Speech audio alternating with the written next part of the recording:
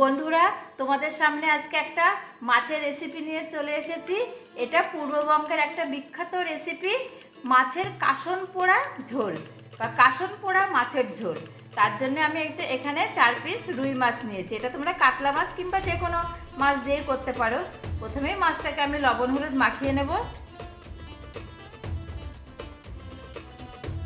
খুব ভালো গরমে হালকা পাতলা একটা মাছের ঝোল খেতে কিন্তু দারুণ লাগে।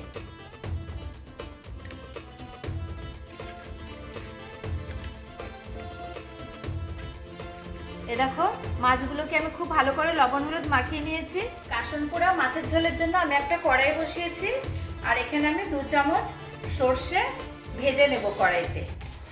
এটাই হচ্ছে কাসন পোড়া মাছের ঝোলের মেন মশলা। এবার আমি সর্ষেটাকে ভেজে নেব। যে ফুটফুট করে উঠবে তখন আমরা গ্যাসটা বন্ধ করে দেবো। তখন আমি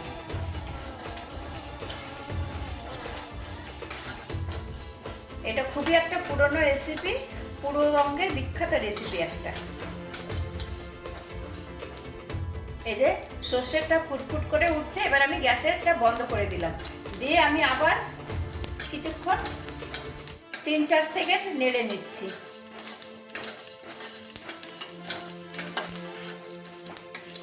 আমি কড়াইয়ের মধ্যেই রেখে দেবো, দিয়ে ঠান্ডা হতে থাক সর্ষেটা। এই মাছ ভাজার জন্য কড়াই বসিয়েছি। কড়াইতে আমি সর্ষের তেল দিচ্ছি। তেলটা গরম হয়ে গেছে, এবার মাছগুলো দিয়ে দিচ্ছি।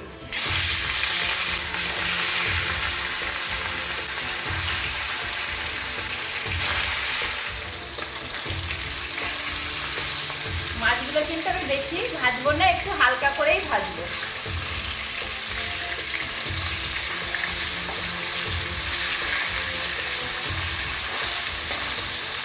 এরকম মাছটা ভাজা হয়ে গেছে, মাছগুলো তুলে নিচ্ছি।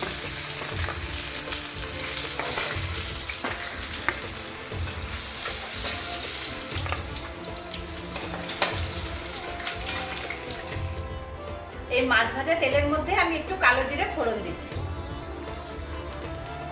দিচ্ছি আমি 2টো কাঁচা লঙ্কা, চেরা কাঁচা লঙ্কা। এবার মাছগুলো দিয়ে দিচ্ছি।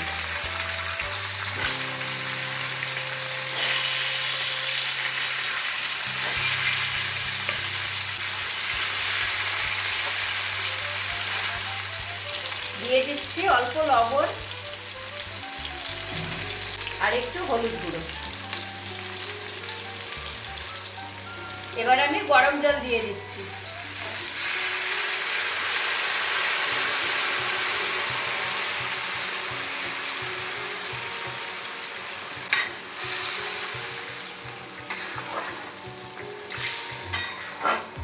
এবার আমি 5 মিনিট মতো ফুটিয়ে নেব, ঢাকা দিয়ে দিচ্ছি।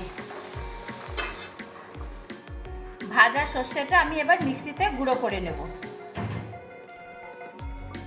তোমরা চাইলে হামালদস্তিতেও গুঁড়ো করে নিতে পারো। এ দেখো, খুব মিহি করে আমি সর্ষেটা মিক্সিতে গুঁড়ো করে নিয়েছি। এবার আমি ঢাকনাটা তুলে নিচ্ছি। খুব ভালো করে মাছের ঝোলটা ফুটে গেছে। এ দেখো কি সুন্দরভাবে ফুটে গেছে, আর কালারটা কত সুন্দর এসছে। এবার আমি এই ভাজা সর্ষেটা 2 চামচ দিয়ে দেব। এটা হচ্ছে পূর্ববঙ্গের রেসিপি। পূর্ববঙ্গে কালো সর্ষেকে কাসন বলে, তাই সেই থেকে কাসন দিয়ে নাম হয়েছে। আর ভাজা হয়েছে বলে পোড়া, কিন্তু আমরা তো বেশি ভাজতে পারি না, ভাজলে তেতো হয়ে যাবে, তাই অল্প করে ভেজে নিয়েছি। এই থেকেই নাম হয়েছে কাসন পোড়া। আমি কিন্তু 2 চামচ দিয়ে দিলাম, বেশি দিলে ভারী হয়ে যাবে, 2 চামচই দিলাম।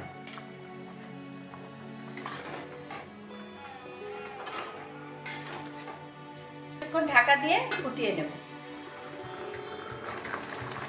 খুব ভালো করে ফুটে গেছে। এবার আমি 2টো চেরা কাঁচা লঙ্কা দিয়ে দিচ্ছি। আমার কাসন পোড়া মাছের ঝোল রেডি হয়ে গেছে। এবার আমি নামিয়ে নেব।